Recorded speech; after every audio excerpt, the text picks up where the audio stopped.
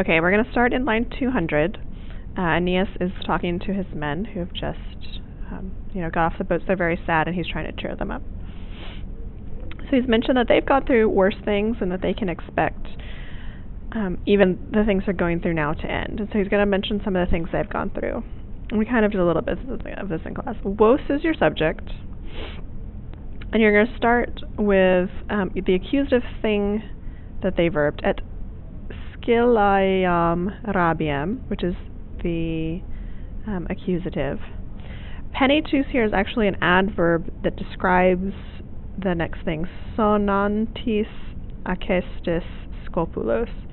Sonantis and scopulos go together. The NT of sonantis tells you it's a present participle. So this is another one of those words of sound, right? Roaring, resounding, and they're resounding rocks. Where are they there? And acestis is actually our verb. Acedo, acedere, acesi, acesus. This means to approach. So y'all approached both the Scythian madness. You have to be careful here because the Scylla part is the adjective and the rabiem part's the noun, but in English it might be easier to switch them around and say the angry Scylla. Scylla is a monster who lives off Sicily and has a partner, Charybdis, and she's a monster, and it's a whirlpool, and they eat sailors, and Aeneas and his men had to go past this monster to get to, get past Sicily, which is where they've just left. We have another and here, and the roaring rocks. So they've passed both Scylla and the roaring rocks. She lives in sort of a cave, so maybe he's talking about the cave. And how are they roaring? That's where you get your penitus. They're roaring sort of deeply or thoroughly or completely. And then you have another vos et, and we said in class too that this is an anaphora. Anaphora is the repetition of words or phrases at the beginning of successive clauses. In English, the one people always think of is the I have a dream speech. I have a dream that XYZ, I have a dream that XYZ. And when you repeat words like that at the beginning of a phrase and change the second part or the last part, that's called anaphora. And y'all, Kyklopea saxa is our accusative, and it's neuter plural, which is why it ends in A. It's that neuter plural A. Again, saxa is the noun, and Kyklopea is the adjective. It's like Cyclopean rocks, the rocks of the Cyclopes, right, which is the plural of a cyclops. They also live on Sicily, the cyclops, the Cyclopes. And they like to throw rocks at people. And then we have our second verb. So y'all approached these two things, and y'all experiti, and you have to understand an estis there. And those two words, experiti, estis, are going to make that a perfect passive verb. And y'all have experienced your Kyklopea saxa, the Cyclopean rocks. So he's mentioning bad things that have happened in the past that they have gotten through as sort of encouragement of even this time you will be able to get through this tough time. Revocate animos.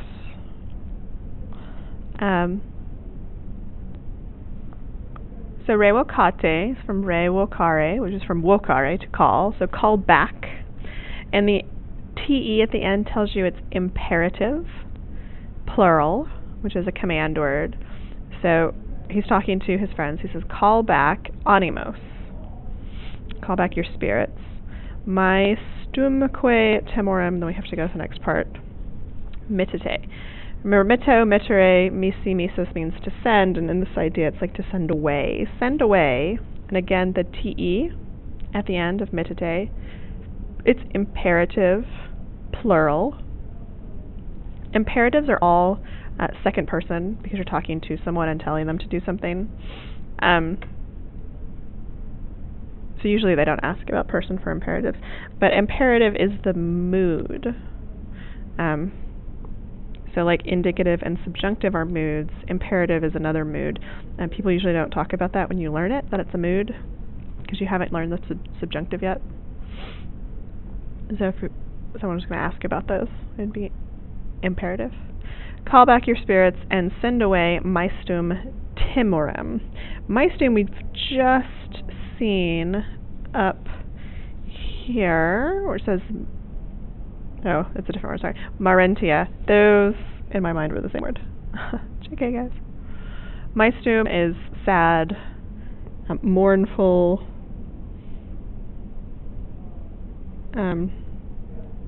you know, this might be the fourth principal part of this word, marentia. I'll have to look it up, though. I don't know the principal parts of it. And then timor is your noun. So this describes what kind of timor it is. From timor, we get words. It's related to the word timid, right? Fright, things like that. So he's giving them encouragement. Call back your spirits and send away this sort of sad fear. And this is a very famous line here in 203. For son et haec olim meminisse iuvabit. So for son is a variant of the word fortasse, which means perhaps. So it's just another way to say perhaps. Et, you know, is and, but there's another way to translate et that's a little bit rarer. It's even. Right? If I said I like apples et bananas, I like apples and even bananas. So sometimes you can translate it as even. There's the famous quote that Caesar said when he died, et tu Brute, which people often translate as and you Brutus, but a better way to say that would be even you Brutus, because he was his friend. Haec is the neuter plural haec, so it's going to be these things. And you don't have another word that goes with it. You can say things because it's neuter. Olim is a word that you probably know means a long time ago, but in fact olim means sometime really far away from now. So it can either be far away in the past, which is what it usually is, or it can be far in the future. So you can say something like one day or at some time. So perhaps even these things someday.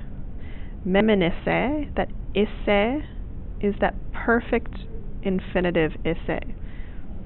And it's the word to remember. And the thing about the word remembering in Latin is it's always perfect. It doesn't exist in the present tense, because to remember something means something had to go on in the past for you to even think about it now, so it has that perfect-y feel to it. So you can translate this presently to remember, even though it is perfect, and you should know that. And then iuvabit, the bit part is future. And this is really impersonal. Perhaps one day it will be pleasing to remember even these things. So haec is the direct object of meminisse, to remember these things. Perhaps one day will be pleasing. You can say it that way too.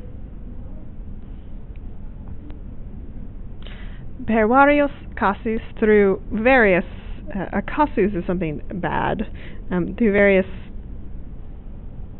bad circumstances.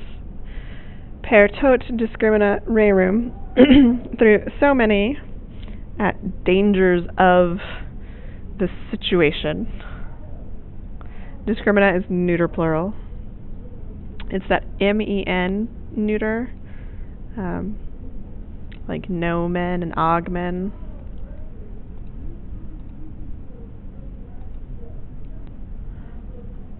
So the plural is like nomen, nomina, discrimina.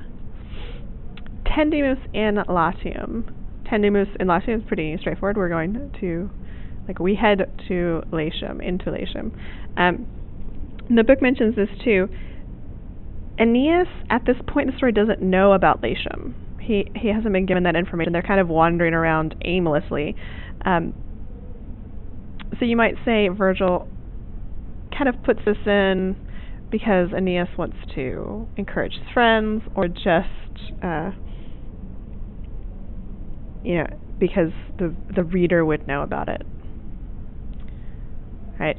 Laetium sedes ubi fata quietas ostendunt. Sedes goes with quietas, and fata is your nominative. It's neuter plural. We're seeing a lot of those with that A.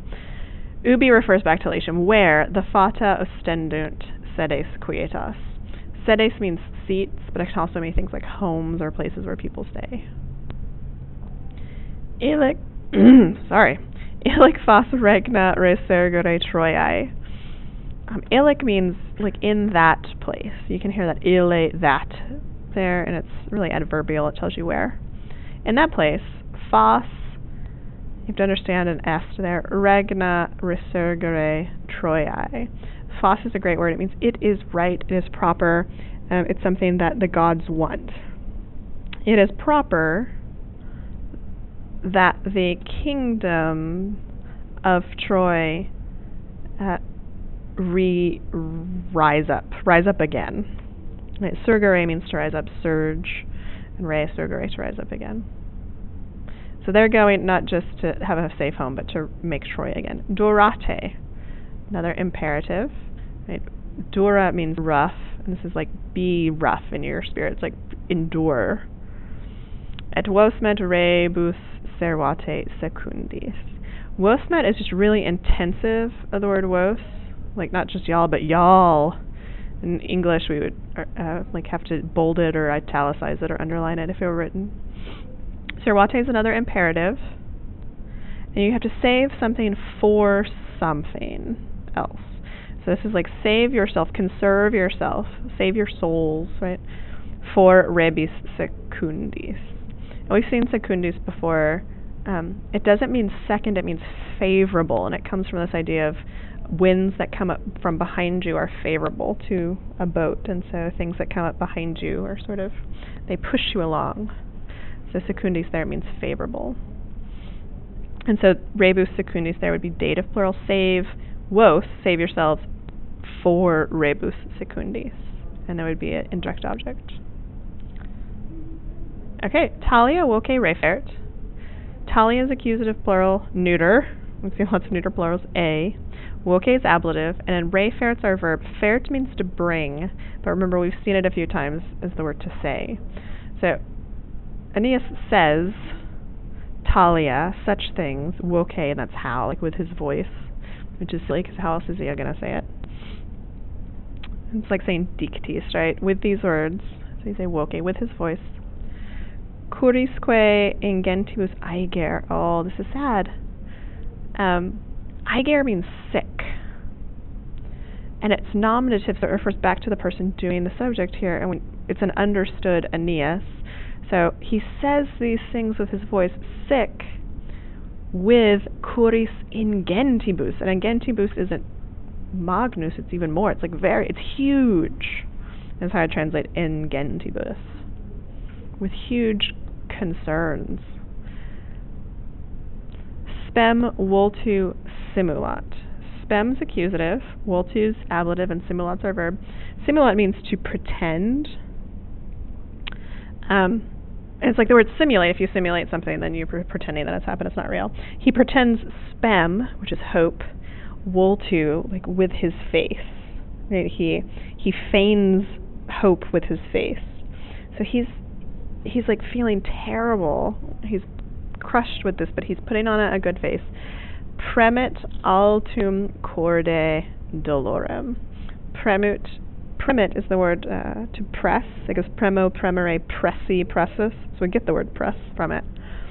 And then altum dolorem goes together. He presses sort of a tall or big grief, sadness. Corde, in his heart, like he presses it deep into his heart.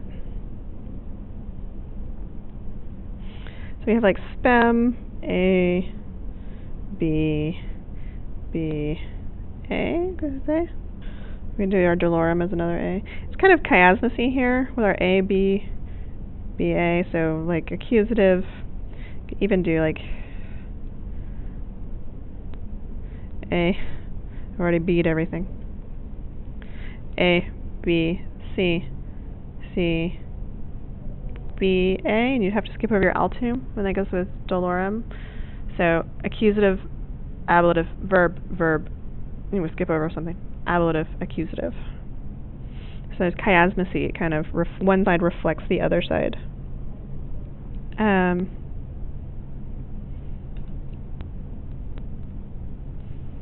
And there's some more chiasmus up in lines like 202, 201, 202.